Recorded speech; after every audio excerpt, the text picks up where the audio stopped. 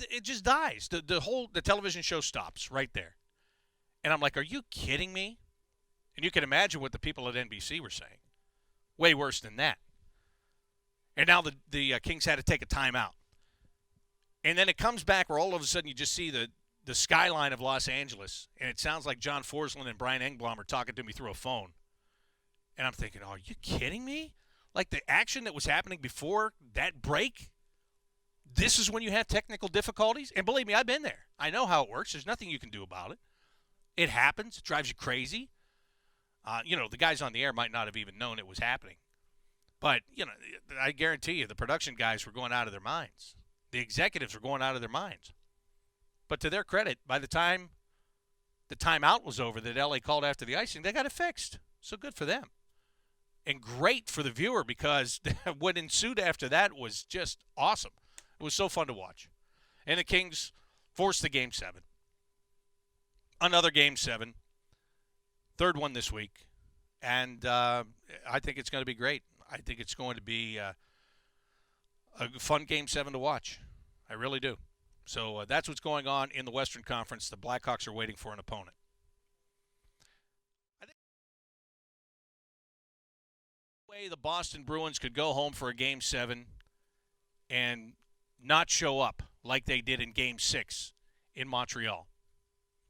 I know I said that. I distinctly remember saying that, and I said it because that was my full belief. I wonder if today the Boston Police Department has an APB out on the Boston Bruins because they still haven't found them. They did not show up last night in their own building. Game 7, they're knocked out by the Montreal Canadiens.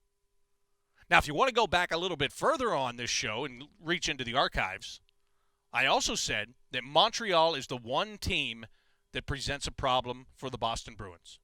The history of the series between those two teams, the rivalries between the cities, and, there are a myriad of storylines outside of the games themselves that were going on during that whole thing. Montreal took it to them. And for that, they get to go to the Eastern Conference Final and take on the New York Rangers. Now, I find myself in this position, a position where I hope the New York Rangers beat the Montreal Canadiens. Why? Well, I know a lot of guys on that team, number one. And number two,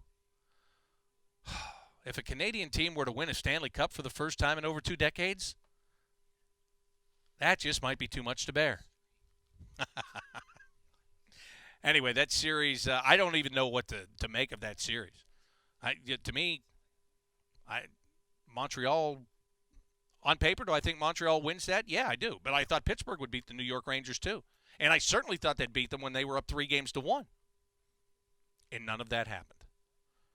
So, as the old adage goes, that's the reason you play the game. So that's what's going on. We are just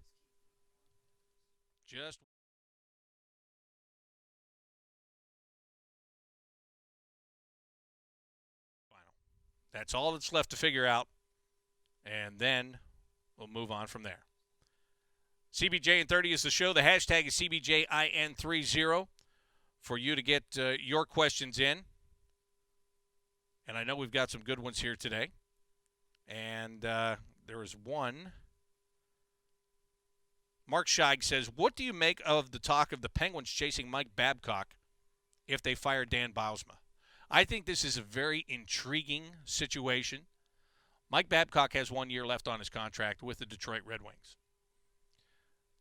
If you recall, there were rumors, I think a year ago, about how much longer Mike Babcock would be behind the bench of the Detroit Red Wings. And if it were time to, maybe look in another direction. And I'm sure the Red Wings don't feel like that right now after the way that they performed this year without Pavel Datsyuk and without Henrik Zetterberg and with Gustav Nyquist having a great rookie campaign, Thomas Yurko, Thomas Tatar. They've got a lot of good up-and-coming players with the Red Wings. And I know you probably hate Mike Babcock because he coaches the Red Wings and because it's a rival, and you just don't like anything about Detroit. But here's the fact of the matter. Mike Babcock is one of, if not the best coach in the National Hockey League right now. That's my opinion. I think this guy's fantastic. He went to the Olympics again. He took a Canadian team that, people thought would win easily, and they faced adversity, and they came out of that. And he knows how to coach stars. If you can deal with that team, which he's done 2 times in 8 years, if you can coach Team Canada and get the most out of those players, and I know they want to win for the country and all that, but I'm talking about managing personalities, making everybody happy, giving everybody a chance, or the chance, or however you want to put it. Want to do all that? He's good at that. He's great at that. He works well with Sidney Crosby. If I were the Pittsburgh Penguins, I would call Ken Holland and I would say, okay, listen, what's it going to take? Do I have to trade you something? Do I have to give you a first-round pick? Do I have to give you 2 first-round picks? What do I have to do to get this guy from you? Is there any way possible? I'd have that conversation because I think Mike Babcock would be a great fit in Pittsburgh.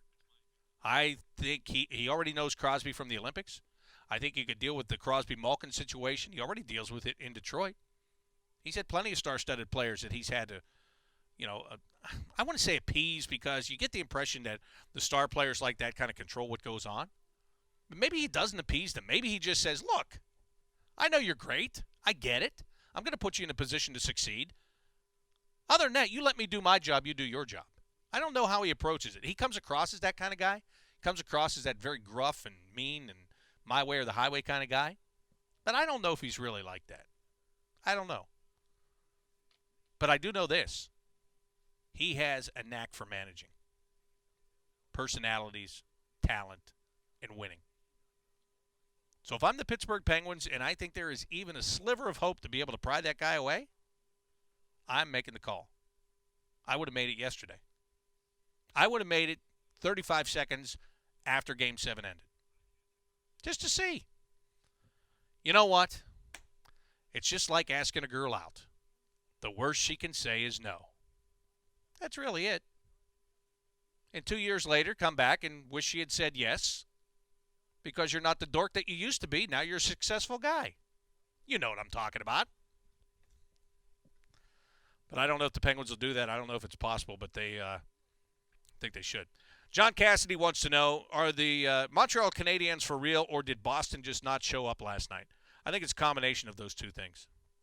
I really think it's a combination. I think the Montreal Canadiens are very good. I think, I give them a great chance to get to the Stanley Cup final. But the Bruins also didn't play their best game. Again, David Krejci did not have a goal in the playoffs. Are you kidding me? Brad Marchand did not have a goal. Are you kidding me? Guys that you expect. In fact, yeah, that series would end and you'd go, David Krejci didn't have a single goal? Really? No, he didn't. He was invisible. This is a guy that's been great for them in the past in the playoffs. Invisible. And then you got the Lucic stuff with Weiss and all this subplots going on. And you know what's really funny about that too? Because so now the series is over. So last night they're showing the timeline of, I think Mike Milbury was going through it.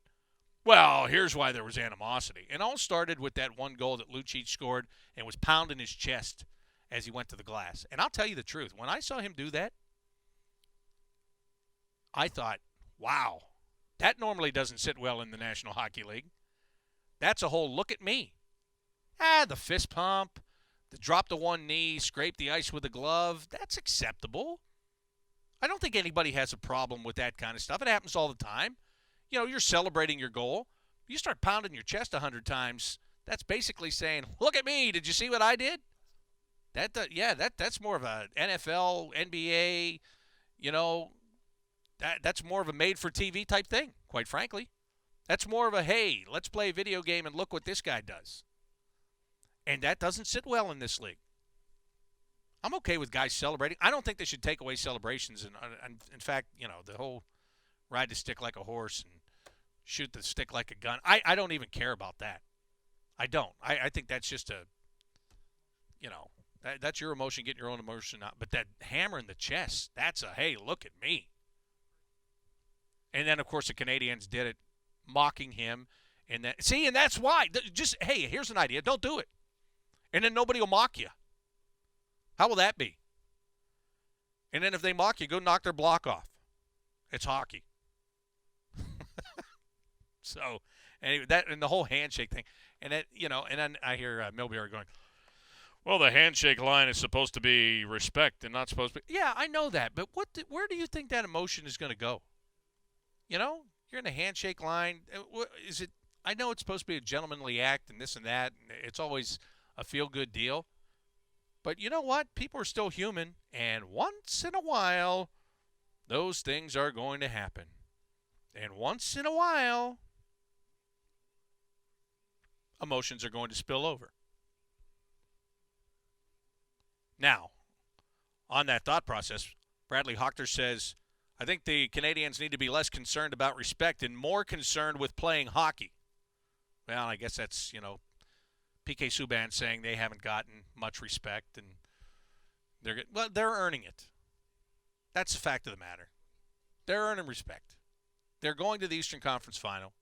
I don't think a lot of people thought they would be doing that. I don't think most people thought they were going to beat the Bruins in a long series. They did. You get respect automatically for that. But again, here's what you have to take with a grain of salt. Everything everybody says coming out of that series, because that series was ugly. That series was personal between those cities, those players, those organizations. Okay? So you know how it is. When it's personal, it's a little bit more amped up than if it's just business. That series was not just business. That series was, hey, we hate you, and you hate us. And we're going to tell everybody how much we hate you. And you go ahead and tell everybody how much you hate us. And at the end, one team's going to be able to keep standing and telling how much they hate the other one. And that other team's going to have to shut their mouths until next year. That's where they're at right now. Okay? So everything coming out of that series, take it with a grain of salt. They don't like each other. A lot of the players don't like each other. The cities don't like each other. The fans don't like each other. Nothing. They don't like anything about one another. And it's been that way for a long, long, long, long, long time. Okay? It's just like in the world. There are a lot of countries that have hated one another for thousands of years. They're not going to go through a handshake line and say, good war. Way to go. You got us with that one. It's not going to happen. It's the same thing. They just don't like each other. And guess what?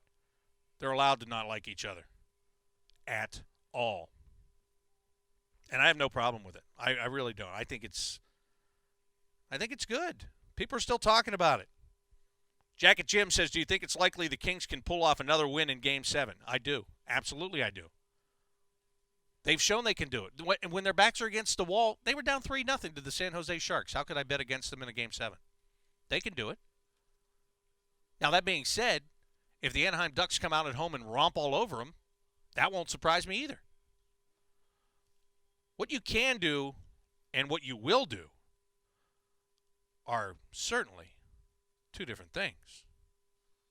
What you can do and what you will do make a huge difference.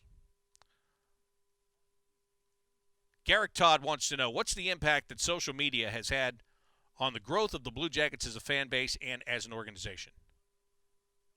Well, the fact that I'm sitting here talking to you right now without terrestrial radio, as they call it, which means a normal radio station that you pick up in your home or your car, I would say it's had a huge impact.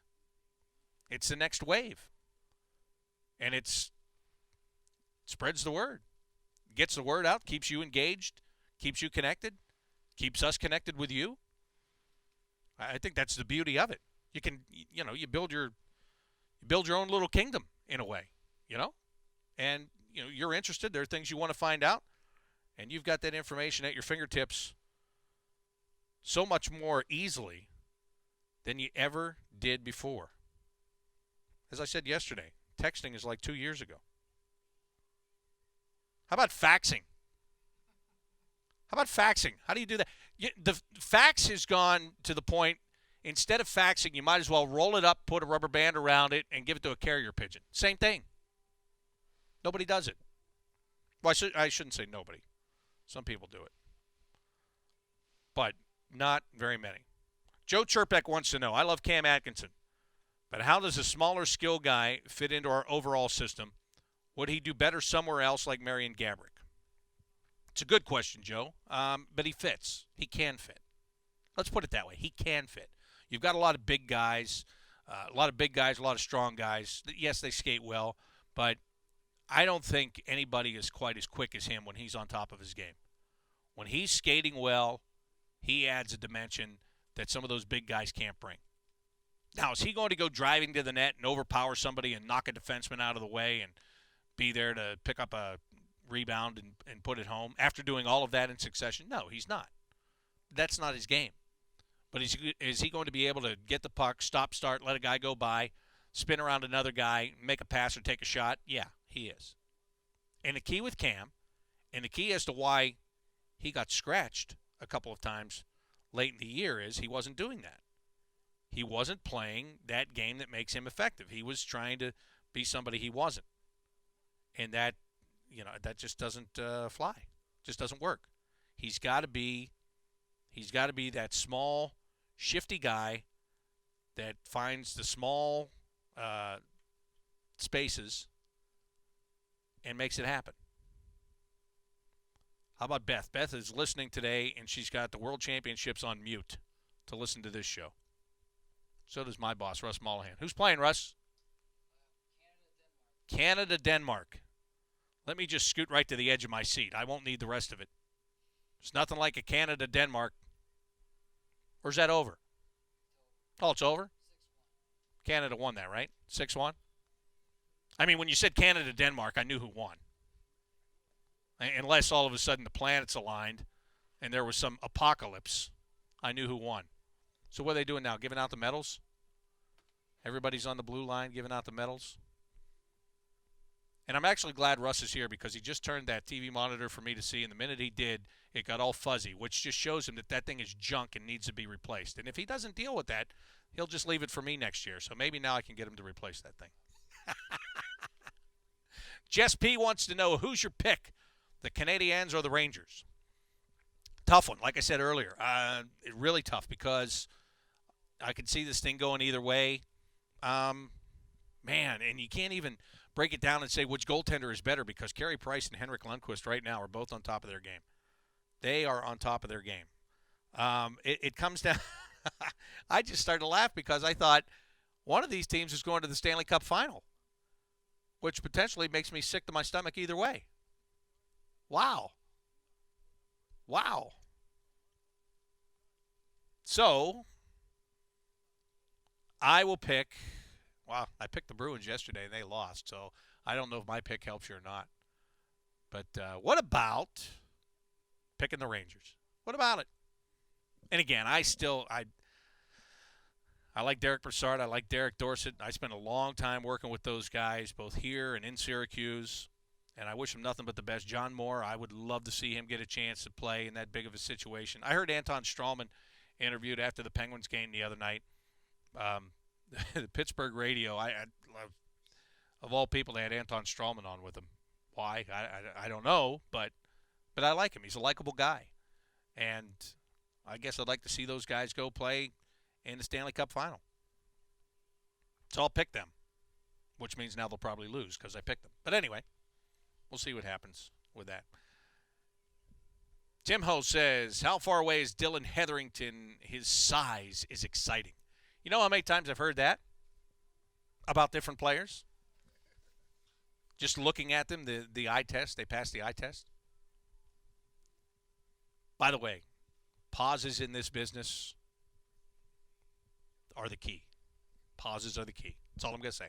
I don't know how far away he is. I don't think he's I think he's a little bit further away than, some of the other guys we've talked about in the last couple of weeks.